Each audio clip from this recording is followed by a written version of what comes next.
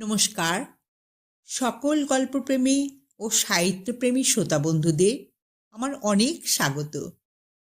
আমার আজকের নিবেদন রমানাথ রায়ের লেখা একটি ছোট গল্প, 2 ঘন্টার ভালোবাসা। ভিতরে আসতে পারি? আজ অফিস নেই। মনোযোগ দিয়ে খবরের কাগজ পড়ছিলাম। পড়া আর হলো না। কাগজ থেকে মুখ তুললাম। দেখি দরজার বাইরে শার্ট প্যান্ট পরা একটি লোক মুখে হাসি নিয়ে দাঁড়িয়ে আছে। তার হাতে একটা চামড়ার বড় ব্যাগ। লোকটির পাশে একটি কুমারী মেয়ে, বয়স 22-23 হবে। দেখতে মন্দ নয়। এর পিঠে মনে হয় একজোড়া ডানা আছে। লোকটি আবার জিজ্ঞেস করল, ভিতরে আসতে পারি? কি উদ্দেশ্য তার না জেনে অপরিচিত কাউকে ভিতরে আসতে দেওয়া যায় না। আমি জানতে চাইলাম, আপনারা কোত্থেকে আসছেন? লোকটি খুব বিনয়ের সঙ্গে বলল, আমরা নবীন বিস্কুট কোম্পানি থেকে আসছি। এবার বুঝতে পারলাম লোকটি সেলসম্যান। বাড়ি বাড়ি বিস্কুট বিক্রি করতে বেরিয়েছে। ভদ্রতা করে বললাম, আসুন। অনুমতি পেয়ে লোকটি ঘরে ঢুকল। সঙ্গে সঙ্গে মেয়েটিও ঢুকল। আমি সামনে দুটো খালি চেয়ার দেখিয়ে দুজনকেই বললাম, বসুন। দুজনে পাশাপাশি বসল। লোকটি এবার হাত থেকে চামড়ার ব্যাগ মাটিতে নামিয়ে রেখে জিজ্ঞেস করল, আপনি নিশ্চয়ই বিস্কুট খান? বললাম, খাই। Thin arrowroot, cream cracker, snacks. Thin arrowroot. কোন কোম্পানির? নাম বললাম। কেমন লাগে? ভালো। আমাদেরটা একবার খেয়ে দেখুন। আমার ধারণা খুব ভালো লাগবে। বলে লোকটি ব্যাগের ভিতর থেকে একটা থিন অ্যারারুট বিস্কুট বের করে আমার হাতে তুলে দিল। আমি বিস্কুটটা খেলাম। খেয়ে ভালো লাগলো। বললাম, বাহ, বেশ ভালো খেতে। প্যাকেট কত করে? লোকটি হেসে বলল, আমাদের 200 গ্রামের প্যাকেট। প্রতি প্যাকেটের দাম 5.5 টাকা। আমরা প্রতি প্যাকেটের সঙ্গে একটা গিফট দিচ্ছি। গিফটের কথা শুনে উৎসুক হয়ে উঠলাম। জিজ্ঞেস করলাম, কি গিফট? লোকটি মেয়েটির মুখের দিকে তাকিয়ে বলল, আপনি এর গালে একটা চুমু খেতে পাবেন। কথাটা শুনে চমকে উঠলাম। সত্যি? সত্যি। যদি দুটো নিই তাহলে 2টো চুমু। আর যদি 10 প্যাকেট নেন তাহলে এর সঙ্গে 2 ঘন্টা সময় কাটাতে পারবেন। আপনার একটা অদ্ভুত অভিজ্ঞতা হবে। কিরকম? আমাদের কোম্পানির বিস্কুট খেলে যেমন একটা আশ্চর্য রকমের অনুভূতি হয়, ঠিক সেই রকম অনুভূতি হবে। আমি রীতিমতো অস্থির হয়ে পড়লাম। বললাম, আপনি আমায় 10 প্যাকেট বিস্কুট দিন। লোকটি ব্যাগ থেকে আমায় গুনে গুনে 10 প্যাকেট বিস্কুট দিল। আমিও সঙ্গে সঙ্গে দাম মিটিয়ে দিলাম। লোকটি টাকা পকেটে পুরে ব্যাগ হাতে নিয়ে উঠে দাঁড়ালো। দাঁড়িয়ে বলল, এখন বেলা 10টা, আপনি 12টার সময় ওকে ছেড়ে দেবেন। আচ্ছা। লোকটি চলে গেল। আমি মেয়েটিকে জিজ্ঞেস করলাম, তোমার নাম? টিনা। তোমাকে রোজ এ কাজে বেরোতে হয়? হ্যাঁ। ভালো লাগে? খুব। কেন? রোজ কত লোকের সঙ্গ পাই, আমার ভীষণ ভালো লাগে। এই সময় টিনার হাত দুটোর দিকে আমার চোখ পড়ল। ফর্সা সুন্দর গোল হাত। ইচ্ছে হলো ওই হাত দুটো নিজের হাতের মুঠোয় নিয়ে আসি, কিন্তু বাড়িতে এসব সম্ভব নয়। পাশের ঘরে মা ক্যান্সারে কষ্ট পাচ্ছে, দিদি রান্নাঘরে ম্লান মুখে তরকারি কুটছে, ছোট বোন স্নানঘরে ঢুকে স্নান করছে। একটু পরেই দিদি কিংবা বোন আমার ঘরে ঢুকবে, ঢুকে আমাকে টিনার হাত ধরে বসে থাকতে দেখলে বিব্রত হবে। আমিও লজ্জায় পড়ে যাব। না, বাড়িতে টিনাকে নিয়ে বসে থাকা যাবে না। টিনাকে যদি ভালোবাসতে হয় তাহলে বাইরে বেরিয়ে পড়া দরকার। তবে তার আগে টিনার মতটা জানা চাই। আমি জিজ্ঞেস করলাম, তুমি কি বাড়িতে থাকতে চাও নাকি?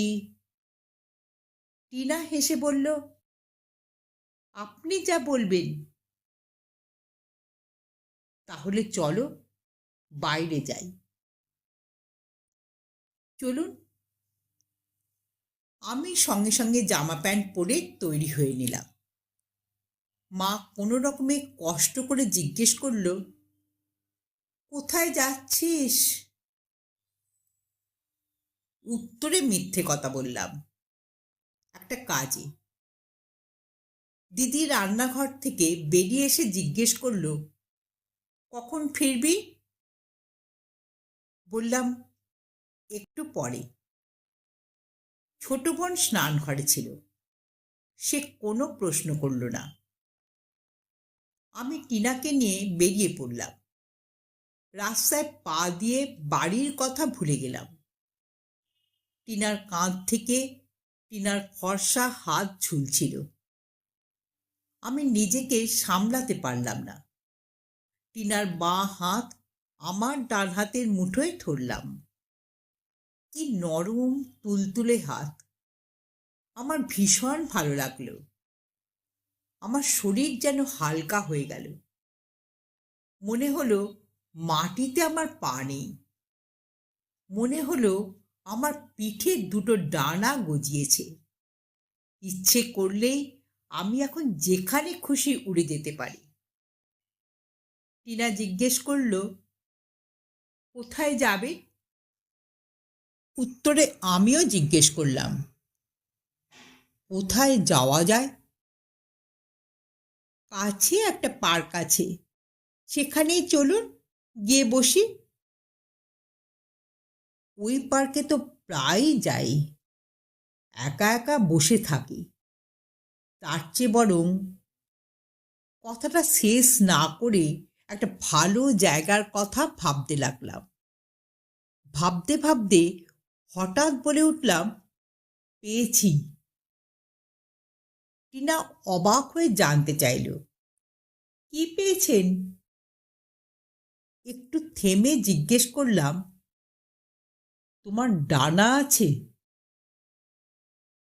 টিনা আমার প্রশ্ন যেন বুঝতে পারল না। বিস্মিত হয়ে বলল, ডানা? হ্যাঁ, ডানা। মানুষের আবার ডানা থাকে নাকি? থাকে, অনেক মেয়ের থাকে। তোমাকে দেখে মনে হয়েছিল তোমার ডানা আছে। এখন আমার সব গোলমাল হয়ে গেল। কেন? তোমার যদি ডানা থাকতো তাহলে তোমার পিঠে চেপে উঠতে উঠতে কোনো পাহাড়ে চলে যেতাম, কিংবা কোনো সমুদ্রের ধারে, কিংবা আপনার কলকাতা ভাল লাগে না? না, আমি যদি কোনোদিন বিয়ে করি তাহলে বিয়ের পর কলকাতা ছেড়ে চলে যাব। কোথায়? যেখানে খুশি। এ কথার পর টিনা আর কিছু বলল না। আমিও আর কিছু বললাম না। টিনার হাত ধরে হাঁটতে লাগলাম। হাঁটতে হাঁটতে সারি সারি ঝুপড়ি, খেতে না পাওয়া মানুষ, ভাঙাচোরা রাস্তা, আবর্জনার স্তূপ, লোম ওঠা কুকুর, বিকল ট্যাক্সি, কেরোসিনের জন্য লাইন, উদাসীন কনস্টেবল পেরিয়ে গেলাম। রাস্তার দুধারে প্লাস্টার খসা ম্লান বাড়ি, বাড়ির দেওয়ালে ভুল বানানে লেখা নানা স্লোগান, নানা নাম, নানা অভিযোগ, নানা মিথ্যে প্রতিশ্রুতি। হাঁটতে হাঁটতে চিরচেনা পার্ক পড়ল। টিনা বলল, আর পারছি না, একটু বসা যাক। আমি কি করব? টিনার ডানা নেই, অতএব টিনাকে নিয়ে পার্কের ভিতরে ঢুকলাম। একটা বড় বকুল গাছের নিচে একটা বেঞ্চি খালি। আমরা বেঞ্চিতে গিয়ে পাশাপাশি বসলাম। বসে তেমন ভালো কথা খুঁজে না পেয়ে জিজ্ঞেস করলাম, তোমার বাড়িতে কে কে আছে? বাবা, মা আর ছোট ভাই। বাবা কি করেন? বছরখানেক হলো বাবা চাকরি থেকে অবসর নিয়েছেন। ভাই? ভাই কলেজে পড়ে। তোমার আই তাহলে সংসার চলে? অনেকটা। অনেকটা কেন? আমার আয় ছাড়াও বাবার আয় আছে। কিসের আয়? বাবা মাসে মাসে পেনশন পান। ও, বলে একটু থেমে জিজ্ঞেস করলাম, তুমি কাউকে ভালোবাসো? না। কেন? আমার অত সময় নেই। আমার ভালোবাসা সব সময় 2 ঘন্টার। আমি এ কথার পর আর কথা খুঁজে পেলাম না। টিনার মতো আমারও কাউকে ভালোবাসার সময় নেই। সংসারে আমার নানা সমস্যা। মা ক্যান্সারের রুগী, বেশি দিন হয়তো আর বাঁচবে না। তাই বলে ডাক্তারের খরচা, ওষুধের খরচা বন্ধ হয়নি। দিদির যথাসময়ে বিয়ে হয়েছিল, কিন্তু স্বামীর সঙ্গে বনিবনা না হওয়ায় ঘর ছেড়ে চলে এসেছে। কার দোষ তা জানি না, তবে জামাইবাবুর লোকটি মনে হয় বিশেষ সুবিধের নয়।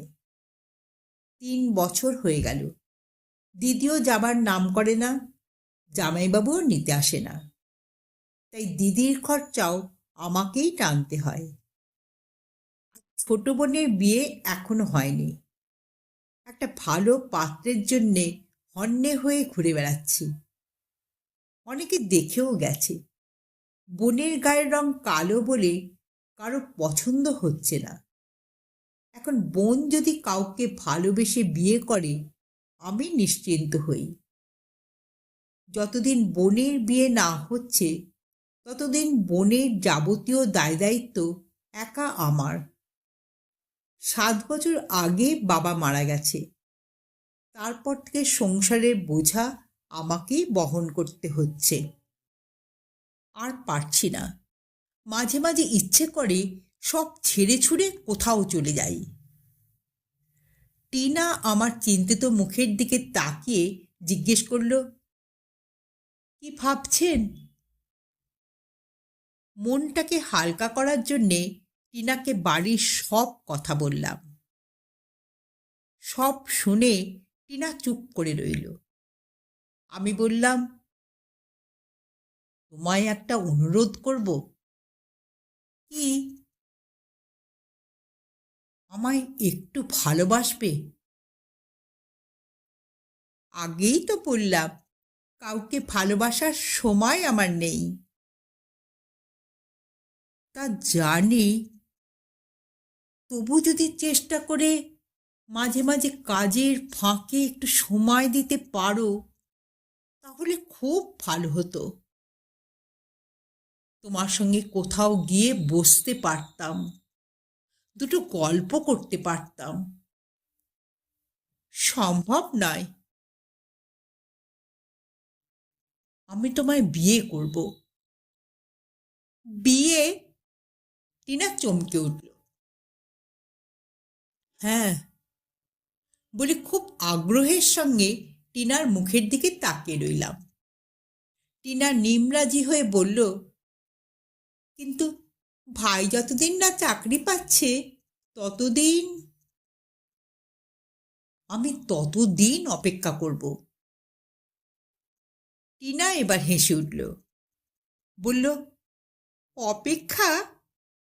আপনার আগে আরও দুজন ঠিক এই কথাই বলেছিল, কিন্তু কেউই 6 মাসও অপেক্ষা করেনি। আমাকে বিশ্বাস করো, আমি ঠিক অপেক্ষা করব। উত্তরে টিনা কিছু বলল না। নিজের হাতঘড়ির দিকে তাকিয়ে শুধু জানালো, 1 ঘন্টা হয়ে গেছে, আপনি কিন্তু আর 1 ঘন্টা আমার সঙ্গ পাবেন। কথাটা শুনেই একটা ধাক্কা খেলাম। মনে পড়ল 10 প্যাকেট নবীন থিন অ্যারারুট কিনেছি বলে 2 ঘন্টার জন্য টিনাকে উপহার হিসেবে পেয়েছি। 1 ঘন্টা কেটে গেছে, আর 1 ঘন্টা আছে। তারপর টিনার সঙ্গে আর আমার কোনো সম্বন্ধ থাকবে না। টিনা তার অফিসে চলে যাবে, আমি ফিরে যাব বাড়িতে। আবার চোখের সামনে দেখব মা ক্যান্সারে একটু একটু করে মারা যাচ্ছে। দেখব দিদির দুশ্চিন্তাগ্রস্ত মুখ, ছোট বোনের বিষণ্ণ চোখ, মুখে একটু হাসি নেই, আর দিকে এক দমবন্ধ করা পরিবেশ। আমার কিছু করার নেই। অসহ্য পরিবেশের মধ্যেই কোনো রকমে মুখ বুজে আমায় পড়ে থাকতে হবে। আমি কোথাও কোনোদিন এদের ছেড়ে চলে যেতে পারবো না। অথচ প্রতি মুহূর্তে এই বাড়ি ছেড়ে অনেক দূরে চলে যেতে ইচ্ছে করবে। থেকে এই মুহূর্তে ভীষণ অসহায় মনে হলো। মনে হলো আমার পাশে কেউ নেই। আমার আর বসে থাকতে ইচ্ছে হলো না। মনে হলো এখনই কোথাও চলে যাই। আমি উঠে দাঁড়ালাম। টিনা জিজ্ঞেস করলো, উঠলেন কেন? ভালো লাগছে না। চলুন তাহলে আবার একটু হাঁটা যাক, হাঁটলে মন ভালো হয়ে যাবে। আমি কিছু বললাম না। টিনা উঠে দাঁড়ালো। আমি আবার টিনার হাত ধরলাম। ধরতেই আবার সেই অদ্ভুত অনুভূতি ফিরে এলো। মনে হলো আমার শরীর হালকা হয়ে গেছে। মনে হলো মাটিতে আমার পা নেই। মনে হলো আমার পিঠে দুটো ডানা গজিয়েছে। সে করলেই আমি এখন যেখানে খুশি উড়ে যেতে পারি। পার্ক থেকে বেরিয়ে আমরা আবার হাঁটতে লাগলাম। হাঁটতে হাঁটতে একসময় জিজ্ঞেস করলাম, আমার জানাশুনো ভালো মেয়ে আছে? না কৌতূহলী হয়ে জিজ্ঞেস করলো, কেন, কি হবে? আমায় একটু ভালোবাসবে। কিরকম দেখতে হবে? ফর্সা রং, লাল ঠোঁট, টানা টানা চোখ, সরু কোমর, লম্বা পা, আর আর কি, পিঠে যেন দুটো ডানা থাকে। আমি যেন তার পিঠে চড়ে যেখানে খুশি যেতে পারি। টিনা আমার কথা শুনে হি করে হাসতে লাগলো। রাগের ভান করে বললাম, হাসছো কেন? টিনা বলল, হাসবো না? একটু আগেই আপনি আমার জন্যে প্রায় সারা জীবন অপেক্ষা করতে রাজি ছিলেন। তো অথচ কয়েক মুহূর্ত যেতে না যেতে আপনি আর আমাকে চাইছেন না। আপনি এখন অন্য মেয়ের কথা ভাবতে শুরু করেছেন। কি করব? তোমার যে ডানা নেই। ডানা কারো থাকে না। কথা শুনে প্রতিবাদ করে বললাম, নিশ্চয়ই থাকে। টিনা কোনো তর্কে গেল না। আমিও আর কিছু বললাম না। আমরা নিঃশব্দে হাঁটতে লাগলাম। আমার হাতের মধ্যে টিনার হাত, নরম কি তুলতুলে। টিনার পিঠে যদি দুটো ডানা থাকতো। হাঁটতে হাঁটতে আমরা একটা রেস্তোরাঁর সামনে এসে দাঁড়ালাম।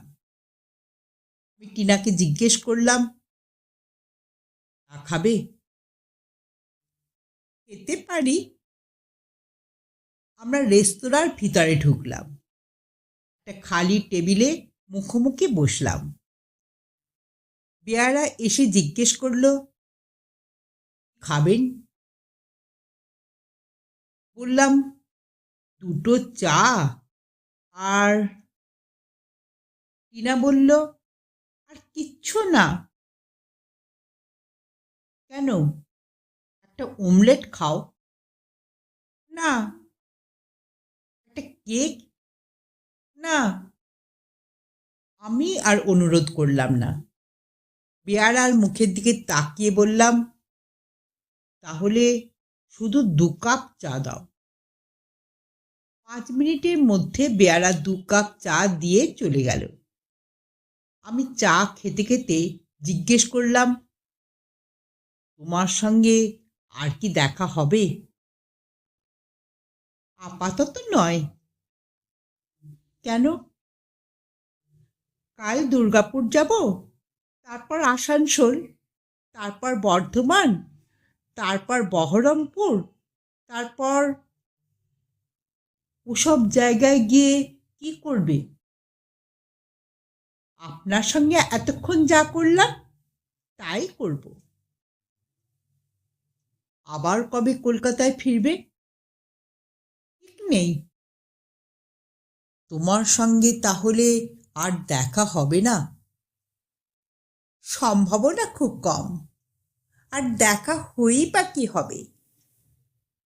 কেন? আমার তো ডানা নেই।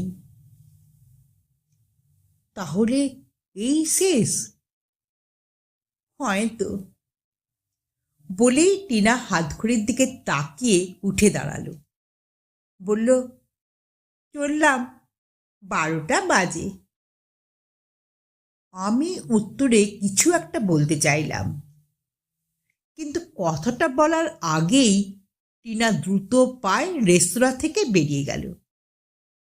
আমার দিকে একবার ফিরেও তাকালো না। আমি বিস্ময়ে স্তব্ধ হয়ে কিছুক্ষণ বসে রইলাম। টিনা এত সহজে আমাকে ছেড়ে চলে যেতে পারল? আমার জন্য ওর একটু কষ্ট হলো না? হতে পারে এটা 2 ঘন্টার ভালোবাসা, কিন্তু তাই বলে এর কোনো দাম নেই? যাবার আগে আমার দিকে একবার ফিরে তাকানোর প্রয়োজন বোধ করলো না? একটা দীর্ঘশ্বাস ফেলে উঠে দাঁড়ালাম। চায়ের দাম মিটিয়ে দিয়ে বাড়ি ফিরে এলাম। বাড়িতে ঢুকতেই দিদি বলল, মার শরীরটা আজ একদম ভালো নেই। ছোট বোন বলল, মা খুব কষ্ট পাচ্ছে। আমি জিজ্ঞেস করলাম, তোদের খাওয়া হয়ে গেছে? দিদি বলল, না।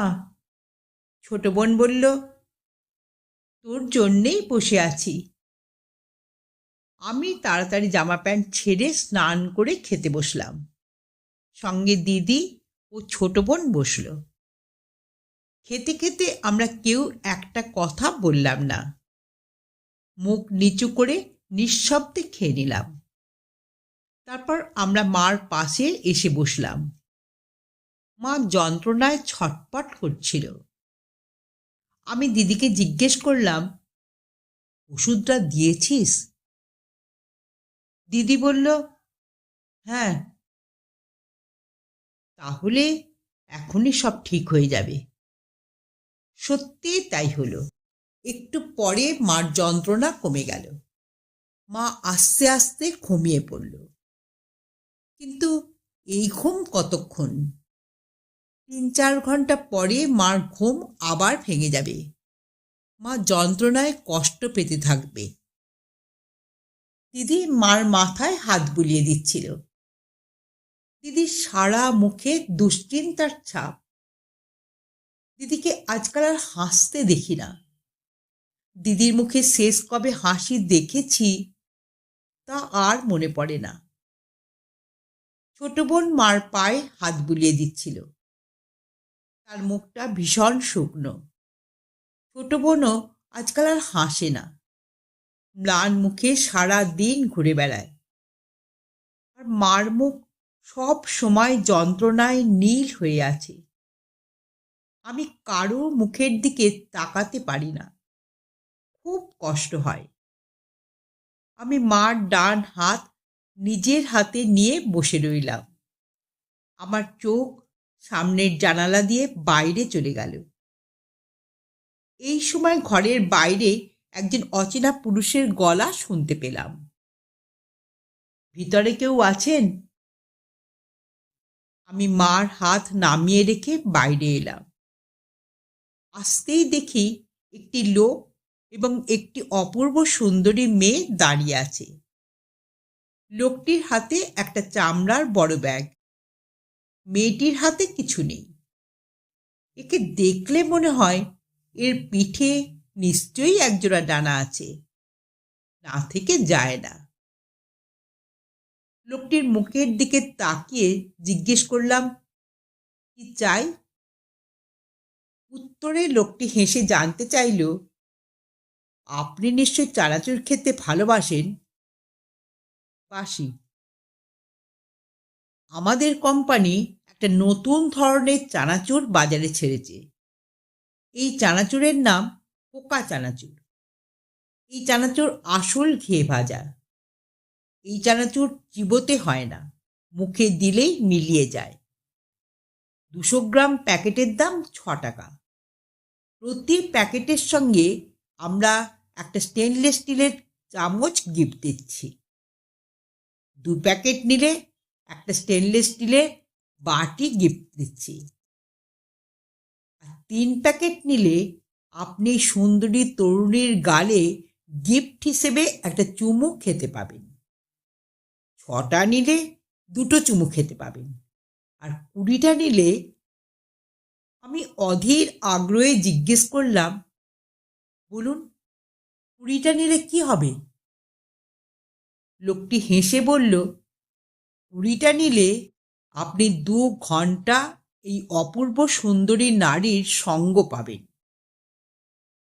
এই সুন্দরীর জন্যে 20 প্যাকেট কেন, 200 প্যাকেট চানাচুর কেনা যায়। আমি বললাম, আপনি আমায় 20 প্যাকেট চানাচুর দিন।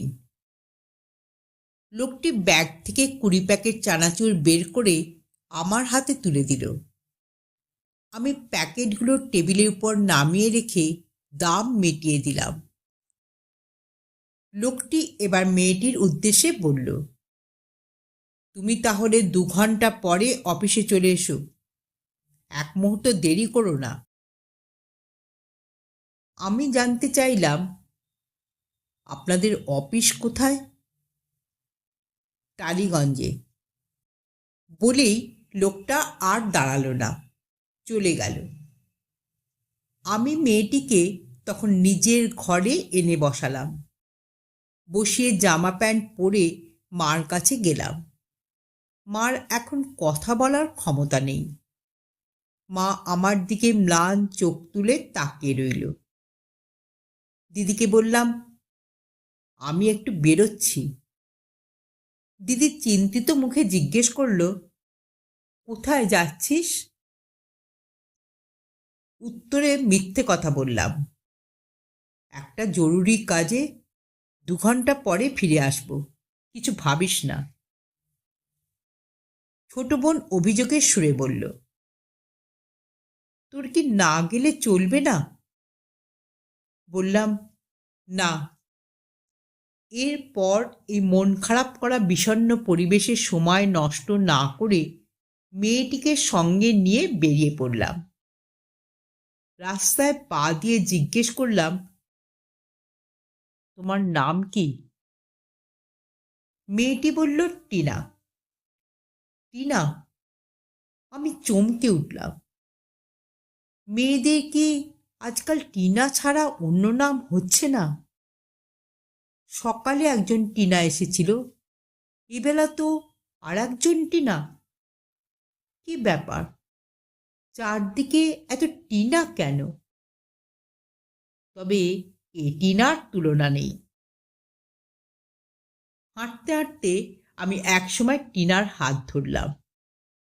সকালবেলা টিনার মতোই এর হাতও বেশ নরম, তুলতুলে। আমার ভীষণ ভালো লাগলো। আমার শরীর হালকা হয়ে গেল। মনে হলো মাটিতে আমার পা নেই। মনে হলো আমার পিঠে দুটো ডানা গজিয়েছে। ইচ্ছে করলে আমি এখন যেখানে খুশি উড়ে যেতে পারি। আমি জিজ্ঞেস করলাম, টিনা, তোমার ডানা আছে? টিনা আমাকে চমকে দিয়ে অনাস ভঙ্গিতে বলল, আছে। আমি উদ্গ্রীব হয়ে জিজ্ঞেস করলাম, তুমি আমায় যেখানে খুশি উড়িয়ে নিয়ে যেতে পারো? টিনা হাসতে হাসতে বলল, আরে, আপনি কোথায় যেতে চান? এই শহর ছাড়িয়ে অনেক দূরে, কোনো পাহাড়ে কিংবা কোনো সমুদ্রের ধারে। আপনি এখনই যাবেন? এই প্রশ্নের উত্তরে আমার মুখ দিয়ে কোনো কথা বেরোলো না। মা, দিদি ও বোনের মুখ মনে পড়ে গেল। মনে পড়ে গেল মার যন্ত্রণাক্লিষ্ট মুখ। মনে পড়ে গেল দিদি ও বোন ম্লান মুখে মার পাশে বসে আছে, আমার জন্য অপেক্ষা করছে। এদের এ অবস্থায় রেখে কি করে এখনই পাহাড়ে যাব, সমুদ্রের ধারে যাব? টিনা আবার জানতে চাইল, চুপ করে আছেন কেন? বলুন, এখনই যাবেন? আমি দীর্ঘশ্বাস ফেলে বললাম, না, আমি এখন বাড়ি যাব। আপনারা এতক্ষণ শুনছিলেন রমানাথ রায়ের 2 ঘন্টার ভালোবাসা গল্পটি। গল্পটি এখানেই সমাপ্ত হলো। যদি শ্রোতা বন্ধুদের আমার গল্প পাঠ ভালো লেগে থাকে তাহলে অবশ্যই একটা লাইক দেবেন এবং পাশের মানুষের সঙ্গে গল্পটি শেয়ার করবেন। আর যারা প্রথমবার আমার চ্যানেলে গল্পটি শুনছেন তারা কাইন্ডলি একটু সাবস্ক্রাইব করে দেবেন। আপনারা সকলে খুব ভালো থাকবেন। নমস্কার।